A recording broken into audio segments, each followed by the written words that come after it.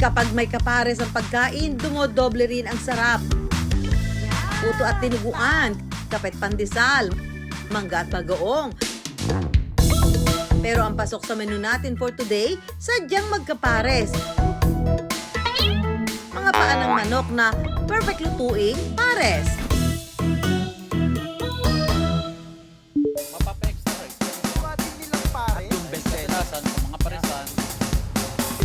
Ang kainan ito sa Malabon, literal na food trip sa garahe ang atake. Dahil mismong sa garahe nakapwesto ang parisan. Nag-start po yung parisan namin nito lang pong August 2025 po. Ang mag-asawang Christine at Justin ang may-ari ng kakaibang pares na wala raw talagang kapares. Mahilig na po talagang magnegosyo po yung owners po nito. Actually, meron na po silang jersey printing business po, meron na rin po silang sislingan. Naisipan po nilang idagdag po yung paa ng manok pares since wala pong nagbebenta ng ganong product po sa area po namin. Kaya po marami pong customer yung naging interesado po dun sa pagkain.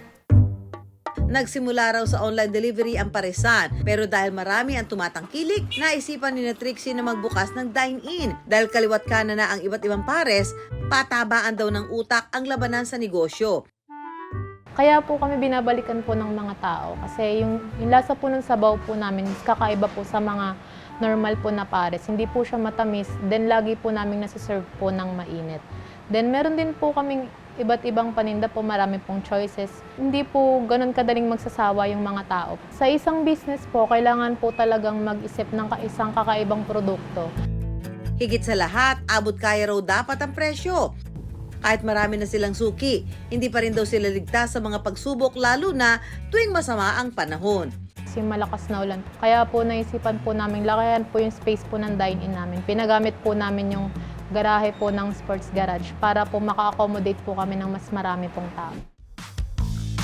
Kapag may kapares ang pagkain, dumodoble rin ang sarap. Pero ang pasok sa menu natin for today, sadyang magkapares. Mga paa ng manok na perfect lutuing pares.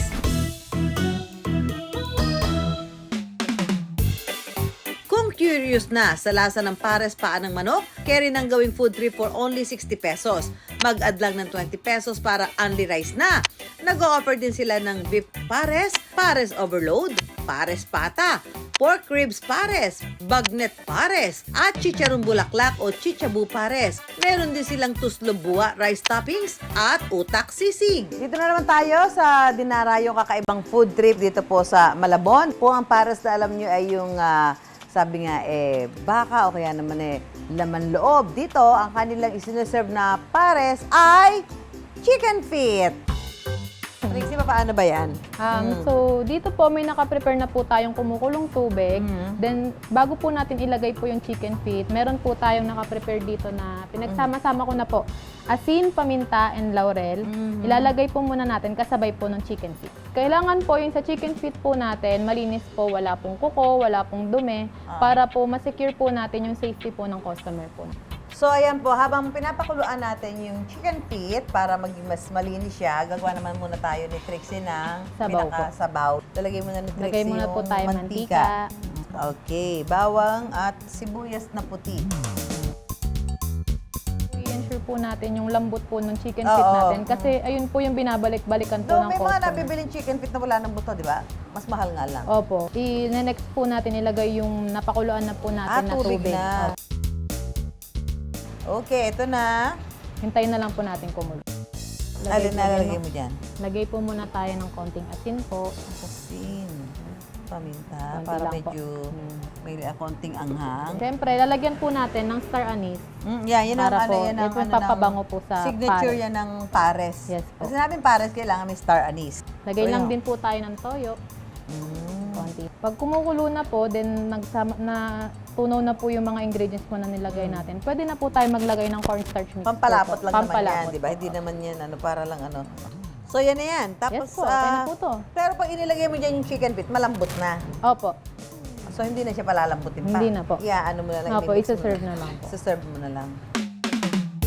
Okay, ma'am, tikman niyo na po ito ating pares paa ng manok. Ayan. Ano masasabi niyo sa lasa? Ang sarap higupin ng sabaw. Uy, malutong-lutong. Malambot. Masarap, malasang lasa. So, bukod doon sa pares paa ng manok, isa din sa sineserve nila dito yung tinatawag na tuslob buwa. So, alam mo na utak ko na baboy yan. Opo. Ano yung lasa? Parang kasing lechon. Malinamnam po. Masarap. So, naniniwala ka ba na pag kumain ka daw niyan, ay tatalino ka? Siguro po. Bakit? Ba't ka tatalino? Kasi utak po ng baboy. Sana all. Umaabot daw sa 2,000 pesos ang kinikita ni Trixie kada araw nung unang nagbukas sila. Pero ngayon, 30,000 pesos na ang kinikita nila kada buwan. Malaking pasasalamat po kay Madam Kirsten po and kay Sir Justin. Hindi po nila naisip magtanggal po ng tao. Mas inisip po nilang magdagdag po ng negosyo para po doon na lang din po ipopwesto yung ibang tao. Then dagdag din po sa income nila, nakatulong din po sila sa amin. Dahil ilang buwan pa lang ang negosyo, focus daw muna si Trixie sa pagpapatakbo nito. Dapat po lagi pong nag-upgrade po ng product po, then lagi pong may bago po sa paningin ng mga tao para po makakurious po sila. Then yung curiosity po nila na yun, sila po yung magpupunta po para po doon tangkilikin po yung negosyo, then yung product po na binibenta niyo. Sa bawat kanto, tiyak na may mahahanap na parisan, bentang-benta, kasi huli ang panlasa ng masa, pasok pa sa bulsa, para umangat pa sa iba. Sangkapan din ng kakaibang atake at pakulo para walang kapares ang success.